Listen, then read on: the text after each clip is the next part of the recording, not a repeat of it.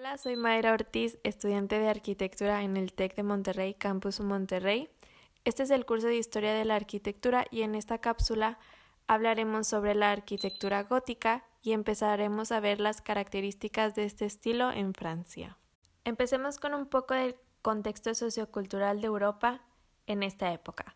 Desde el siglo XII y hasta mediados del siglo XIV, sufrió una transformación en su vida política, social, económica y cultural que creó los fundamentos de la llamada Edad Moderna. Al mismo tiempo, en este momento se cierra un ciclo cuyo origen se remonta a la caída del Imperio Romano de Occidente. Mientras el sistema feudal iba decayendo y los campesinos emigraban a las ciudades, la Iglesia católica se iba debilitando con el surgimiento de las monarquías locales, que aliadas a los burgueses fueron el antecedente de los actuales estados modernos. La burguesía fue una clase social que se desarrolló durante el siglo XII y el XIII, a medida que surgieron las ciudades y se reanudaba el comercio. Esta clase social se enriqueció con los nacientes negocios, las artesanías y la banca, y se convirtieron en promotores de las obras artísticas, como las catedrales. En las ciudades europeas surgieron los llamados gremios, que eran organizaciones artesanales y mercantiles. Estas organizaciones representaban una de las fuerzas impulsoras más importantes del gótico, pues a ellas se les debe en parte la construcción de las grandes catedrales góticas. El pensamiento filosófico en esta época tiene una nueva orientación. La fe necesitaba ser iluminada por la razón y el conocimiento, y la experiencia del ser humano debía ser interpretada intelectualmente, en contraste con la orientación más intuitiva y emocional del románico. La definición de este estilo fue dada por un gran historiador italiano del siglo XVI, Giorgio Vasari, que nombró este estilo gótico, pues lo designó como el oscuro arte de la Edad Media que se oponía a la tradición clásica grecorromana. Para Vasari, el arte gótico era un sinónimo de bárbaro y decadente, que transgredía el pasado glorioso de la antigüedad clásica.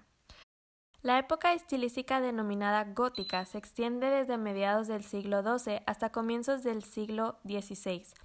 Abarca, sin embargo, a distintos países y regiones en momentos cronológicos diversos. Además, en el transcurso de los siglos y de países se producen diferencias tan profundas que el gótico solo puede mostrar un elemento homogenizador, el arco apuntado u ojival. El arte gótico es el resultado de llevar el románico a sus últimas consecuencias por un verdadero deseo de perfección, promovido por los monjes de la Orden Cister. El estilo surgió en Francia y se fue adaptando a las diferentes regiones, cada país.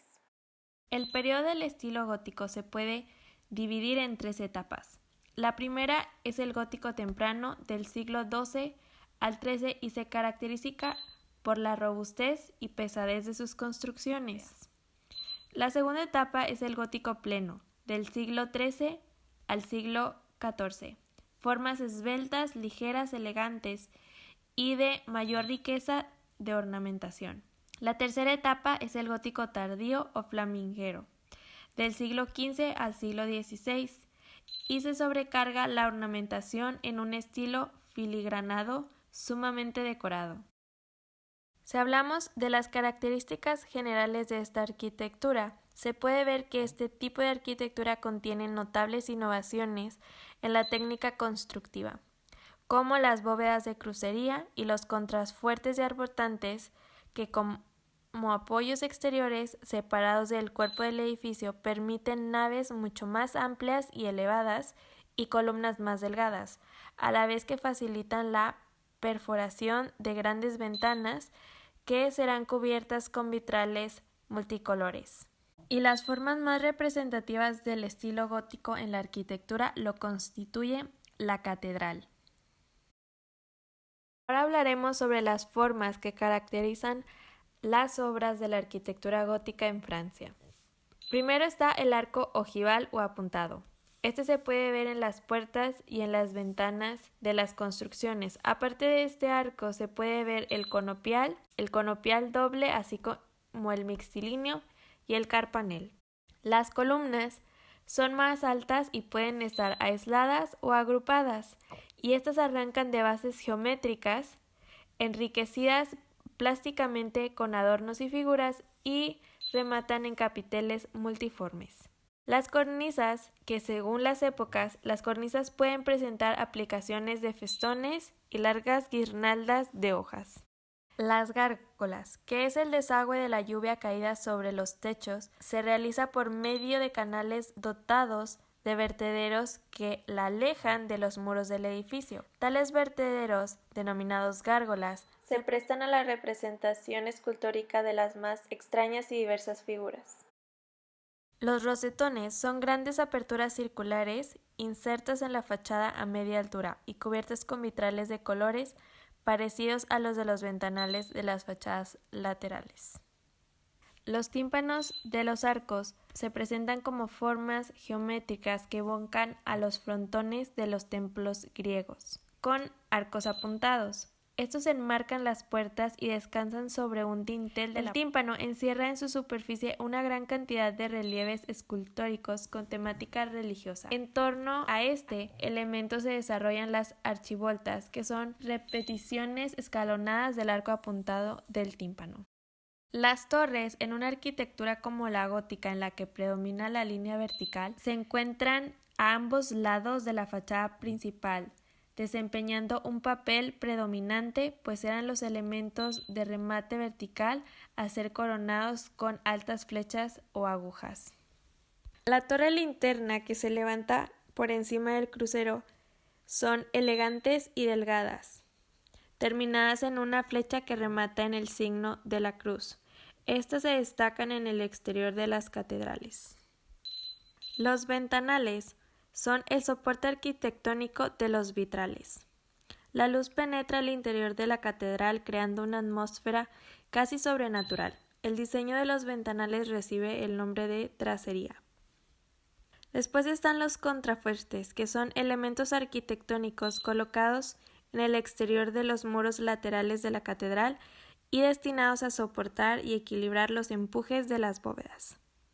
Los pináculos son agujas verticales colocadas sobre los contrafuertes con el propósito de darles mayor peso y estabilidad.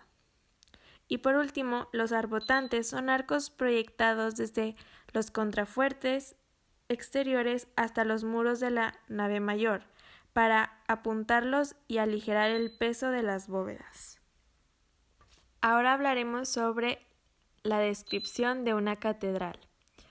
La catedral gótica puede ser de 1, 3 o 5 naves cubiertas con bóvedas de crucería, reforzadas por nervaduras que se unen en el centro de la bóveda con una roseta decorativa. Existe una nave transversal llamada transepto que da origen al espacio central del crucero. La nave central es sumamente elevada y tiene 3 niveles ascendentes formados por la arquería inferior, la galería de triunfo y los ventanales altos, cubiertos con vitrales que permiten iluminar la nave central con una luz polícroma. Las naves laterales son más bajas y pueden representar 1 o 2 niveles y generalmente son más oscuras que la nave central. Detrás del altar, en la parte del ábside, podemos localizar un pasillo circundante llamado girola que comunica las capillas absidiales, que en su conjunto producen una fuerza centrífuga, mientras que el ábside produce una fuerza centrípeta. Los espacios se modulan mediante un sistema de proporción basado en el círculo, el cuadrado y el triángulo y sus partes. Cuando hablamos del exterior de una catedral, la fachada de esta tiene 3 pórticos, que corresponden a las 3 naves que se desarrollan en el interior. Sobre los pórticos laterales se levantan altas torres que terminan en agujas delgadas, y por encima del pórtico central podemos observar la galería de los reyes y un enorme vitral circular llamado rosetón. En cada acceso o puerta encontramos un tímpano con archivoltas. Profusión de relieves escultóricos tanto en estos elementos como en las jambas y el dintel de la puerta. En las fachadas laterales hay portales secundarios en los extremos de la nave transversal. Estos portales constan de tímpanos con archivoltas y jambas enmarcando la puerta. También podemos encontrar en las fachadas laterales los contrafuertes con sus arbotantes y pináculos y en la parte más alta grandes ventanales con rosetones pequeños cubiertos con vitrales de colores. En algunas iglesias sobre la parte del crucero se levantan agujas muy delgadas que ascienden hacia el cielo alcanzando considerables alturas.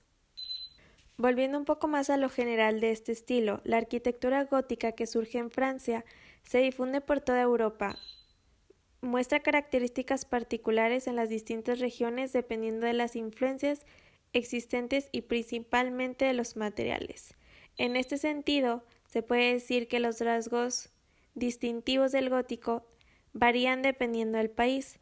Con esto concluimos esta cápsula, pero los invito a ver la siguiente cápsula, donde hablaremos sobre el gótico en Alemania, Inglaterra, España e Italia.